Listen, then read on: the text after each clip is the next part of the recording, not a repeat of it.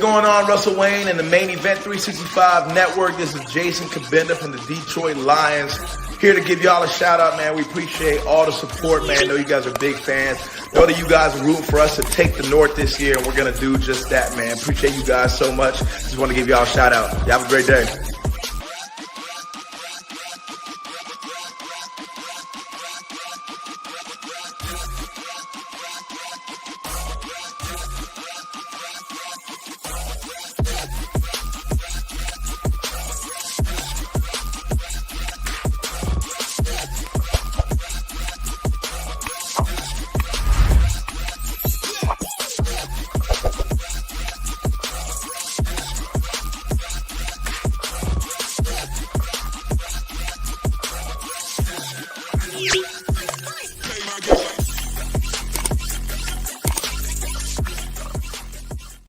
Welcome all. It's the Main Event 365 right here. It's the phone sessions. I'm your host, Russell Wayne, and I am joined by my partner on Monday nights right there. Main Event Mike is in the house. Mike, the schedule's coming out today. How are you feeling?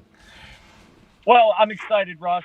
And by the way, just to get it right, it is not the schedule. It is the NFL 2023 schedule brought to you by Verizon, which is pretty interesting because, I mean, you and I, for a couple of years, we've been hyped up about schedule release day for a long time, right? I mean, we've been on this for a while. Now the NFL is starting to really just milk every dollar they can out of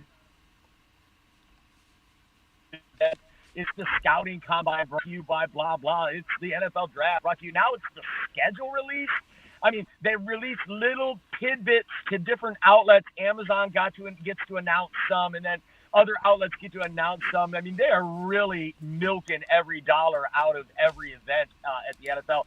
And the schedule release, yes, I'm so excited because we've known who the opponents are, but I think it's crucial on how those opponents fall in your schedule. And you know, the first thing we look at, obviously, is the bye week, right? When are the Lions going to have a bye week? Is that going to come before or after J-Mo's suspension? And I think that's a crucial part. How many primetime games are the Lions going to have? We already know of 2. So, yeah, I'm really excited for the schedule, and I'm really excited to be on the Main Event and predict what we think the Lions' record will be and hear what all of our viewers think the Lions' record will be when that schedule's released. Yeah, so there's some rumors that are out there that the Lions may be traveling to Kansas City week 1. I'm just been dying to get your thoughts on the possibility of facing Kansas City in Kansas City week 1, Super Bowl champs. Well, that's actually official, Russ. It's been officially released that and the NFL has a long-standing tradition of letting the Super Bowl champions host the first game, the inaugural game, which usually comes on a Thursday before the regular season. So we know that game will be September the 7th in Kansas City against the defending Super Bowl champions. Play on a Thursday night. That's one of the primetime games, with Thanksgiving being the other, and that's what we know for sure now. So we'll find out tonight if there's any other primetime games. But I love the fact that we're playing Kansas City in Week 1 on the road. I know a lot of people have some trepidation about it, but I think it's a great thing, Russ. What do you think? Yeah, I'm one of those trepidation guys, man. I mean, we started out 1-6 last year, fellas. So, anything that's that has a possibility to derail us. I mean, obviously, winning the game would be outstanding, right? You want to go knock off the Super Bowl champs, but if you don't, you start out 0-1. I mean, you don't want to trip coming out of the gate. And I think that's a really, really hard game to just, start out in front of the whole world on Thursday Night Football. Well, here's a stat for you, Russ. Help me, Mike. I need it. from 2000 to 2010, the Super Bowl champions were 10-0 in the first game of the following season. In the last 23 years, since the year 2000, the Super Bowl champions are 19-4. So it doesn't bode well for the Lions coming out of the gate this year. But I think it's okay, because guess what, Russ? You know who else has to play Kansas City? Minnesota, Green Bay, and Chicago. And they aren't going to get them in Week 1. So that's an L on everybody's schedule. Everybody's looking at that as a potential L. So to get that L in Week 1, I think is okay for the Lions. It's just going to be an extension of the preseason in a certain way. Plus, you get it on a Thursday night, the inaugural game, so you get those extra few days to recoup, to go into, in preparation for Week 2. And, I mean, really, the Lions can look at it like, yeah, we're 0-1, but it was on the road against Kansas City, and we played well. I think that's going to be more important, whether the win or the loss, is how did the Lions look? Did they compete? Was it a close game? Were the things the Lions wanted to accomplish this season on display in the game? But Michael, I'm not we going to buy too much into it if we lose?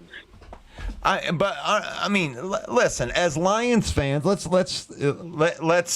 be honest right here. Aren't we really sick of making excuses? Well, they were a really, really hard team. Don't we want to be the best in the NFL? So this is a good opportunity. I mean, whether I'm scared or not scared, I do think that the Detroit Lions and the organization and where it's at right now is ready to be in a game like this and definitely be competitive, and by golly, might even be able to win the game. I don't count that as an L. Just throw it as an L. There's a good chance that we could lose the game, but there's also a chance that could win the game too. And I think that would surprise a lot of people. Sure, in the last 23 years, 4 teams have done it. So absolutely the Lions could do it. And maybe what you're saying is just a symptom of my PTSOL. Yeah. Right? Post-traumatic same old Lions. PTSOL is a registered trademark for the main event 365-2022, all rights reserved. You like that? Post-traumatic same old Lions, and I'm expecting an L against the against the Chiefs. But I love your take on that, Russ. You're darn right. We should not go in with any preconceived notions, especially if it's of a loss. We don't believe the Lions are going to lose out of the gate. We don't. You don't want them to. I mean, this team is one of the toughest teams in the league this year. I don't think there's any doubt about it, and we can beat anyone, including the Kansas City Chiefs. And I think it's odd that the Lions and the Chiefs, Week 1, it just seems strange to me. It's like the Lions might actually be getting a little respect right out of the gate for the way they finished the season 8-2 last year. Oh, a little. And the NFL milking every dollar out of everything. I mean, next week it's going to be Patrick Mahomes clips his toenails, brought to you by Dr. Scholl's. They're going to get everything out of it. And if I put the Lions in this inaugural spotlight, I think it's a great thing for the Lions. And I think you're right. They could absolutely pull off this win in Kansas City. Are our viewers saying anything yet? Let me go in here.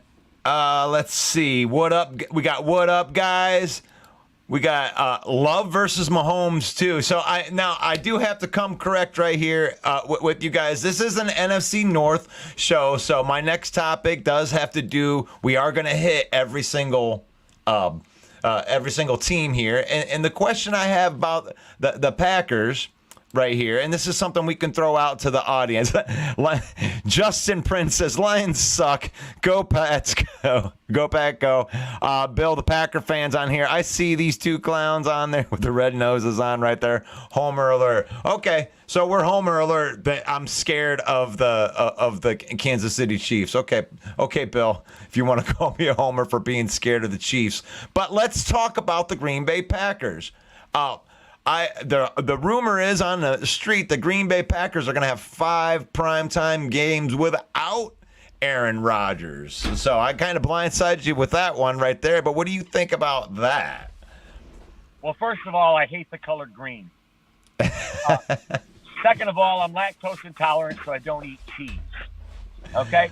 Third of all, Homer alert. You're damn right it's a Homer alert. You're talking to the 2 biggest homers on the internet. Stop playing with It's possible. Absolutely, it's a Homer alert.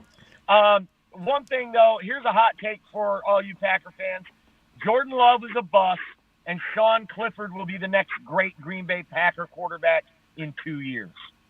Wow. What do you think of that one? That one, I know we have a couple Packer fans that are in the audience right now. Sean Clifford, wow, you heard it here first. Jordan Love is a bust, and Sean Clifford is the future of the Green Bay Packers. Say it one more time for me. Jordan Love will be a bust because he came from that quarterback factory of Utah State. And It's my Sean quarterback. Clifford, who beat Will Levis for the starting job. It's a pick that most people aren't talking about, but I really love that pick of Sean Clifford going to Green Bay. I'm a little scared of it because they do such a good job of drafting and developing quarterbacks in Green Bay, and I think Sean Clifford brings a pocket passer element that Jordan Love's just not going to be able to provide. Wow, I love it. We get hot takes on here. So we got William in the comments that says that he hates cheese but loves drugs. Apparently, LMFAO. I don't know about that. Yeah, you love drugs. I don't know about that. Love has to be was an Aaron mentor right there. Bill the Packer fan says someone needs to take main event's photo. Oh man, yeah, I love it. Well, you're not getting a lot of love for that comment right there, but this is the Main Event 365, the home of the bad takes, and you can put your bad takes in a comment as well. What the hell does a Lions fan know?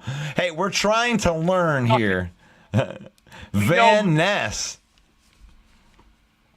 What does this Lions fan know? He knows nothing because he's a Lions fan. The only thing we know educate us. And I know losers when I spot one like Jordan Love. This guy, I don't think this kid's going to be everything they think he's going to be. If he was, they wouldn't have shorted his contract the way they did. You know, Bill and I actually had a pretty good conversation off the air about that very thing that you were talking about right there on how that contract it had worked. It does. It's kind of like a meet you halfway kind of thing with Jordan Love, right? They didn't want to pay. If they would have just picked up the 5th-year option, I mean, I could see, the world kind of being like, oh man, that's kind of a lot of money to pay on a guy that's never played. You don't know anything about him. But with them extending him and only guaranteeing 13.5 and putting the other stuff in the way of bonus, it's actually a pretty savvy move by Gutekunst. It's hard to admit, but it's a pretty savvy move. What do you think about that? I think it's Gutekunst. Gutekunst. Gutekunst. Okay. Yeah, a savvy move by Gutekunst to short the guy that everybody's touting as the next great Green Bay quarterback. Look, it's my job to trash the Green Bay Packers, okay? This is a jobby, not a hobby. So if you Packer fans don't like it, you can come on Monday night and put your beef out, and we can have it out. Hey, that's fine. That's fine. Well, Bill the Packer fan says that the Lion fans only know how to hang banners. And I'm going to tell you something, Bill. We are more than happy to hang that banner that we beat the Packers in Lambeau to eliminate them from the playoffs right next to we finished the season 8-2 banner because we don't have anything to brag about. Yeah, that's actually we have nothing to brag about. We admit it. That's 4 banners, Russ. We had a winning record. Oh, we knocked the Packers out of the playoffs. Banner 2. Yeah. And then what was the other one you said? We finished 8-2. That was 2 down the stretch. Yep, down the stretch. That's good, right? And we swept the Packers. Yeah. So we realize that 4 banners will be hanging in here at Ford Field. We realize it right there. So Williams says the contract is about cap flexibility, less guaranteed money and more salary, which can be converted to signing bonus and give them cap relief. Yes, I agree with you 100%. We don't like telling Green Bay Packer fans that they did a good job, but they did a good job in this because if Jordan Love does flop and he's not very good, then you can get rid of him for $8 million less than you would have if you would have picked up the 5th-year option. So good job, Gouda something. The GM from Green Bay. There's a K-U-N-T in it. I know that. So Earl Jackson said the Chiefs not going to be ready for Jahmyr Gibbs. Earl, you are a believer in the Gibbs. I like it. My only problem with that take is that it's his first game and he's a rookie. So that, I love the thinking there, but boy, that sure is wishful thinking at this point. Oh, for sure. But they drafted him 12th overall, and they're going to give him the touches, so he will get a chance to run behind one of the best offensive line in the league right here. So Van Ness, my dad is a Lions fan, so I actually know how you feel, brother man.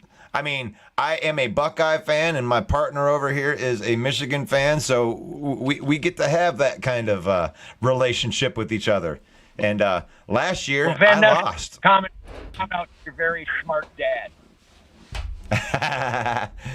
All right. As soon as he said swept the Packers, he froze up. Too funny.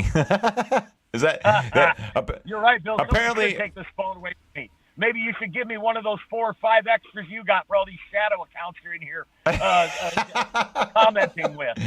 Yeah, you must be Van Ness up there. So y'all still can't make the playoffs. That's true. That's true. We had that talk last year, right at the end of the season. And I was talking about how the momentum of us winning the last game would have been more than if we would have went into the playoffs and lost the first game in the playoffs because we won our last game. So there's a weird sense of security for Lions fans, and it's kind of scary because I don't like I said, it's PTSOL. No film on Gibbs, Earl Jackson says. I that's very understandable. They're going to probably use him in a lot of the spots that they were going to use Jameson Williams with a lot of them and around sweeps and stuff like that. So, right. And Van Ness says that he's smarter than his dad.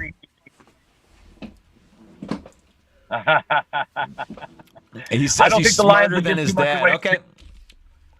Because of that, what our viewer just said there, not a lot of tape on Gibbs. I don't think you're going to see the whole thing in preseason because they're going to want that element of surprise. When they see Jahmyr Gibbs line up at the X, they're going to go, what? So, I can't wait to see these guys on the field. But, the more I think about it, I like the Lions' chance. Sure, the Chiefs won the Super Bowl, and that's a hell of momentum coming into next year. But the Lions had a lot of momentum coming out of the year, too. So I think the preseason and all this leading up to September 7th is going to really give us a for the Chiefs Lions. Yeah, your internet connection's as good as Bill the Packer fans' internet connection. So we're gonna take this time. Maybe the internet connection might get a little bit better, but we're gonna pause for a little station identification.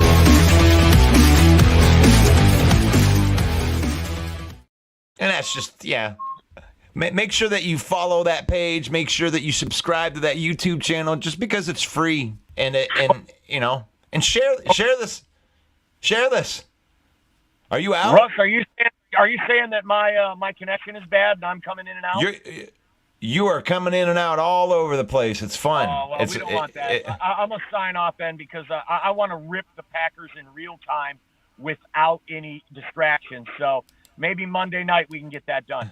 Well, tell them about Monday night before you leave and see if we can get one more good thing. Okay. Monday night at 6:30 p.m. Eastern Time, it's you and I and our friends. We talk about Lions, in-depth analysis, football talk about the Detroit Lions. And at 7 p.m., it's the NFC North Open Mic, where we allow all 4 teams' fan bases in, and we talk about each team and the upcoming season, and we also do a little trash talking. So bring your thick skin. That's Monday at 7 p.m. Eastern, NFC North Open Mic. Awesome. Well, Mike, thanks for being on again, and we always enjoy having you on here on the phone sessions. Blow, pack, blow. Main Event 365 right here, and we're talking a little bit of football right here with some of our people in the comments right here. Just bring it, Van S says, Mike, LOL. So, yeah, that is the NFC North Open Mic, and we can get a little trash talking in here. I don't mind a little bit of trash talk. It's going to be a fun time. I want to put a little shout out to some of these groups that I'm involved with right here. I am involved with Bill the Packer fan and Mike the Bear fan. Great guys. They just have shitty taste in teams.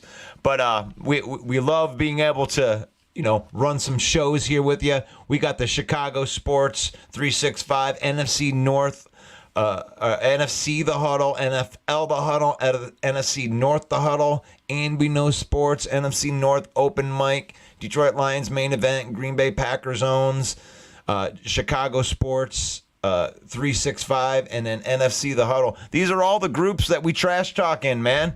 Make sure you join those groups. Make a couple friends in the football zone. You know what I'm saying? So, Michael De La Paca says, sweeping the Packers and not making the playoff is like breaking someone's ankle and missing the shot. Yeah, I mean, the whole thing was, it wasn't in our hands. So all we could do was win the last game, and that's all you can do. When you start out 1-6, there's not a lot of excuses that you can really make about that. One of the things that I wanted to bring up, since this isn't just about the Detroit Lions or the Green Bay Packers, let's talk a little bit about Micah Parsons came out, and he was an endorser of Justin Fields. And frankly, Micah Parsons is getting pretty sick and tired of everybody making fun of Justin Fields. So I wanted to what's the deal with this? Micah Parsons loving to use some of that Twitter and get his name out there. He's out there. He's defending Justin Fields. Is this something that the rest of the North should be worried about? Are there any Bear fans that are out there? So let me Micah Parsons endorsing Justin Fields.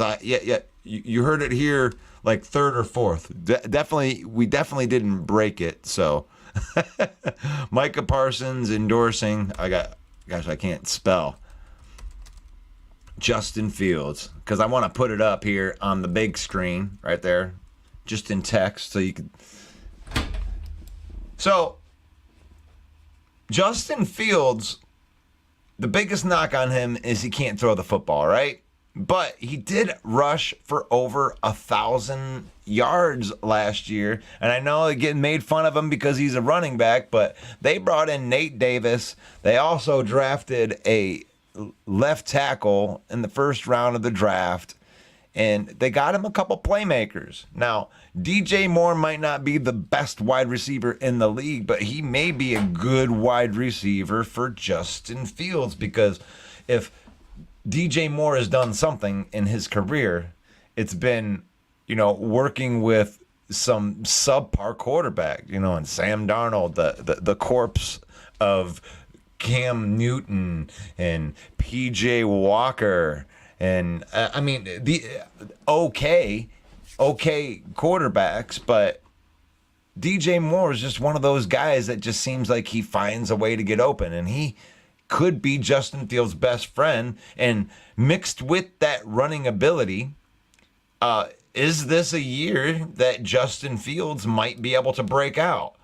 Micah Parsons seems to think so, but William seems to think that Parsons must be concussed. Pretty impressive in the offseason, LOL. So, does this, and Van Ness says, does this mean Fields will become a Cowboy? There's an interesting take right there. Man, would Justin Fields become a Cowboy? Man, if he doesn't play very well this year, the Chicago Bears, with them 2 first-round picks, they may be in the Caleb Williams sweepstakes if Fields doesn't play well. So Ryan Poles for the Chicago Bears, I think, has done a pretty decent job at building a roster that had nothing. So there's me as a Lions fan giving some more credit to the enemy. I hope that helps on the homer take right there. So since nobody really wants to comment on Justin Fields and the Doll Bears, and they're in witness protection, don't want to come out and represent themselves, they must be scared that Fields won't be any good. So we'll move on to Dalvin Cook, right?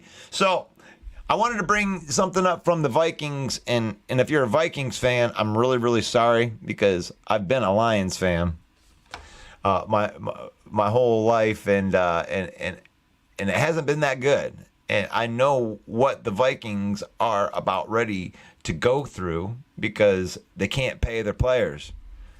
They can't keep all of the talented guys, and they didn't have as many draft picks and they weren't able to improve their team as much. But I do want to talk about something they can do post June 1st, and that would be to trade Dalvin Cook or Zadarius Smith to free up a pretty good amount of cap money. I know they're in some cap trouble right now, but this would be a good way to free up a lot of that if they're not going to have him as a long-term solution. Do I remember Billy Sims? Yes, I remember Billy Sims. It's like Billy Sims, the legendary 20s with Barry Sanders. I mean, we've had a good history, if there's one good history of, has some pretty good running backs that have come through through Detroit, and I like that. And I'm hoping that Jahmyr Gibbs will be one of those as well. What do you think, Packer fans? Seems like we have a couple Packer fans in here. What do you think that the record of the Green Bay Packers is going to be this year? Throw that in the comments. I mean, how much confidence do you have in Jordan Love? I'm not going to be dumb. I'm not going to tell you that he's going to be bad. I shouldn't say that, because that would be like saying main event Mike is dumb. But you come out with your bold take. He thinks that Jordan Love is going to be bad and Clifford is going to be the quarterback of the future in Green Bay. On the other hand, I don't know. I think that knowing that they went from Favre to Rodgers in the exact same way, and it's almost like a blueprint Groundhog Day type of thing comes through, and I think there's a chance that Jordan Love could be good, and but we don't know. We haven't seen enough, and that's the scary part if you're looking at it, because that Green Bay defense is pretty good. So 8 and 9, 9 and 10, 10 and 10, so somewhere between 8 and 10 wins. I think that's fair. And if Jordan does play, yeah, I guess I'm not a big fan of throwing my phone number out there, but whatever. How many of you? I'll throw my number out there, because I can bring you right onto the Bluetooth. There. I'll throw that in there for you. You call. Give me a call if you want to. You want to talk some football? Come on in, and I really do want to hit this Dalvin Cook. I like the idea of this. They can get some good value out of Dalvin Cook. The guy is still one of the top 5 running backs in the league. I mean, and that's probably about the worst that you could say, is that he's a top 5 running back in the league. And then you got Zadarius Smith. These guys are eating up an awful lot of money. Oh, you like that? I don't want to get hit with the copyright right there. So hold on 1 second. All right, this is Russ, and you are on Phone Sessions. How are you doing? What's going on? I've been trying to call in for a few days, but you guys are usually on while I'm at work. Right. I hear you. Actually, that's kind of why I started doing these things in the morning, because a lot of people actually call me from work because whatever they're doing, I don't know if they're going to get in trouble for talking to me or whatever, but it seems like when people can call in, it's a little bit better. So, I appreciate that. Yeah. So, who am I talking to? This is William. Okay, this is William. Most Okay. people call me Bill, but Okay, Bill. So I know Bill the Packer fan. Do you know Bill the Packer fan? I mean, yeah, through YouTube, but I'm also Bill the Packer fan. Right. I guess you would be Bill the Packer fan too. So, so you think that I got your comment right here that says that I think that the Packers and the Lions both make the playoffs. Who wins the division is a toss-up. So, where's your confidence come from with the Packers? Walk me through that. Well, I got to backtrack to last year. I'm not a fan of Aaron Rodgers. I think he's been holding this team back for years, despite his MVP awards and whatnot. But when Matt LaFleur was hired, he was trying to bring in the Shanahan-style offense, and Rodgers has been fighting it every step of the way. Right. And now he's gone, and I think Love has been trained to be that quarterback. So this team's finally going to be able to take off. No more, walking on eggshells, trying not to piss off the fucking crybaby. Excuse me. Yeah. Yeah, I was pretty impressed with what Gutekunst has done in this offseason, especially with, I didn't think that they were going to be able to trade Rodgers before June 1st just because of the money. I had put a video out that backed that up, and the way that he pressed the New York Jets, I think he forced them, by going around and mingling with some of these other teams like Tennessee, and I know I said that I wasn't going to trade in the NFC, but maybe we will trade in the NFC, and then all of a sudden, this trade gets done, and I really think that he imposed his will and got the better of the New York Jets in that trade. Honestly, I mean, I'm definitely a fan. I didn't think they would get that much for him. I certainly wouldn't have given up that much. I obviously don't think very highly of him anymore. I think he's basically a team cancer at this point. Yeah, he's still talented though, man. As a Lions fan, I'm scared to death of this guy. He gives you, he's never out of the game. Even in the game last year, in the last game of the season, it was, in my mind, it was they got to get this first down. If they didn't go for it and get it on that fourth down, that Rodgers would have been Rodgers. He would have marched right down the field like he always does, and he would have won the game. And I wouldn't have been able to live with myself. That's how close these games are. Honestly, that's what it comes down to. That's what makes the NFL such it's so competitive. It's such a beautiful thing because it comes down to one or two mistakes, honestly. You're not wrong. And that's probably the thing that Rodgers was best at all them years, was not making the big mistake. And then in the two games versus the Lions last year, he made them. The first game, 3 interceptions in the red zone, 2 on the goal line. Right. Yikes. Yeah. And then threw another one to end the game. So how much of that, just from your perspective, how much of that is the ascension of the Lions players, or more that you lost the game because of your mistakes? Was it more, what percentage would you give the Lions' ascension as a team to contribute to that victory?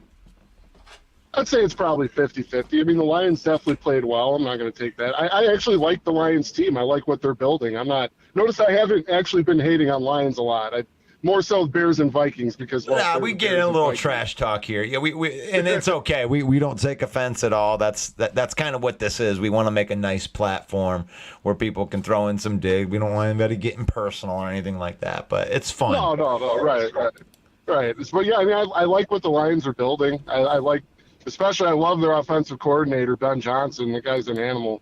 Yeah. It's the Lions have the offense that Matt LaFleur has been trying to build for years.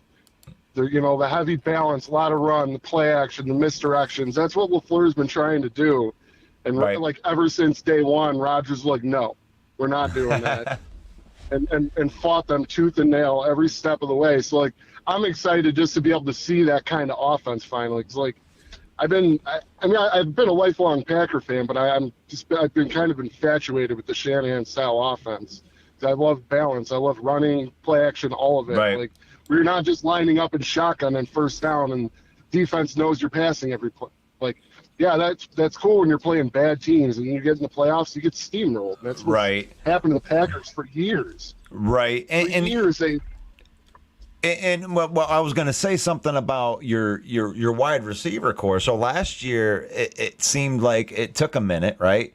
You had these two wide receivers that were rookies that I think that are going to be pretty good wide receivers. I actually like the Romeo Doubs pickup better than Christian Watson, and Christian Watson actually performed better than I thought he would. So I think that it's good. I mean, you have a nice young core of wide receivers, but it took a minute. So you think that might have had something to do with, Rodgers having, to make that transition again, get another wide receiver acclimated, right? I mean, yeah, they had young guys, but Rodgers got his huge contract and disappeared to ayahuasca land. He was nowhere to be found working out with the new guys when he should have been. Yep, going nothing with those guys. Darkness retreat. There goes Aaron into the darkness retreat.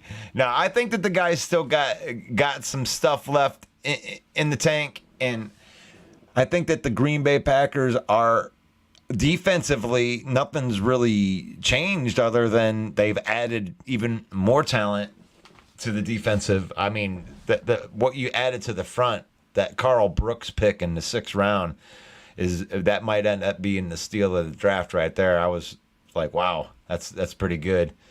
But defensively, you guys look really, really good.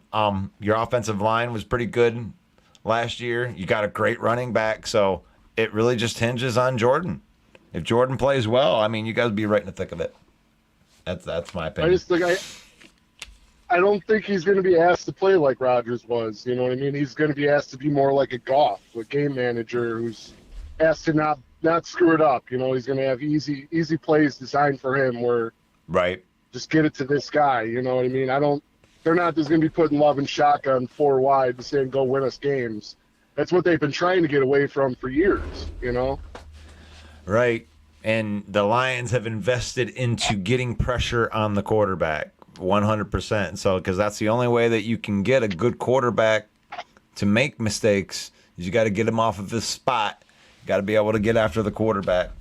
So, but let me ask you. I mean, I'll ask you a little bit about this Dalvin Cook thing. I don't know if you care about it, but after June 1st,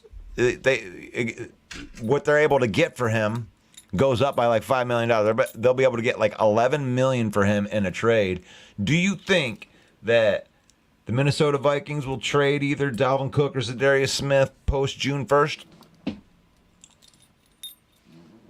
It's possible. I think they would be stupid to, but I mean, I see it both ways. If they're, they're just trying to get something for these guys before they fall off, I get it. But Dalvin's $11 million. That's a significant chunk, and not even the top players are making that much money, and they really devalued that position this year when it came. That's what Aaron Jones is making that much.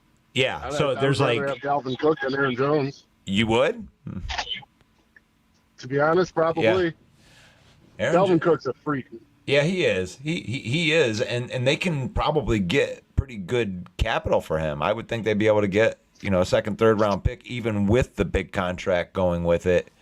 I I would say that one of our people on the show, Greg Rice, West Coast Stat Master, has a video out that says that he thinks that Dalvin Cook is going to be going to Miami, is where they would trade, because he would be a great fixture in that offense and make them very dangerous. And maybe their missing piece, you know what I'm saying? Yeah, that's kind of scary. Yeah, isn't it? Isn't it? But it's been great talking to you. I'm not used to the phone call thing right here. We got Van Ness in here. Wait. I think that Toure is a good wide receiver. Okay, he needs more playing time. Too.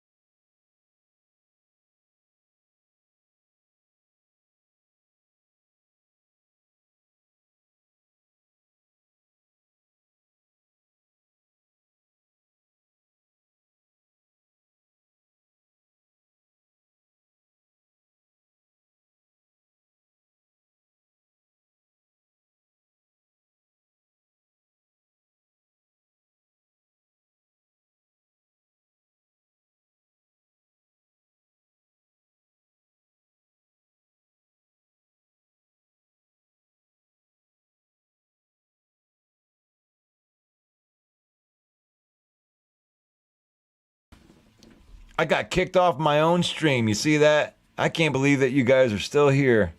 That's crazy. Here we go. Right there. So I was talking to William. Bill, I know a Bill the Packer fan, and then I was just talking to another Bill the Packer fan. I'm beginning to think that all Packer fans are named Bill. I think Van Ness, I think that your name's Bill too. I'm just thinking. I don't know.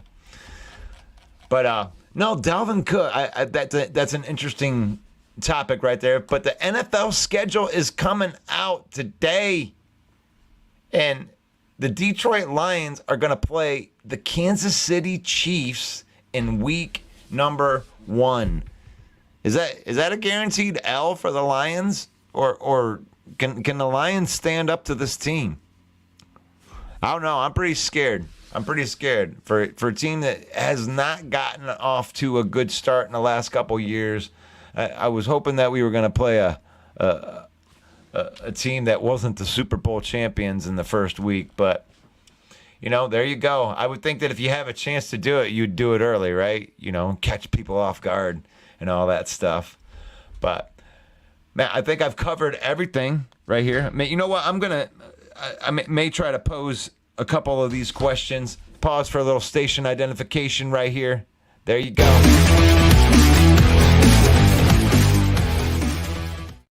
Open mic each and every Monday night, 7 p.m. Eastern time. We even come in a little half an hour early and do a little Lions Homer talking.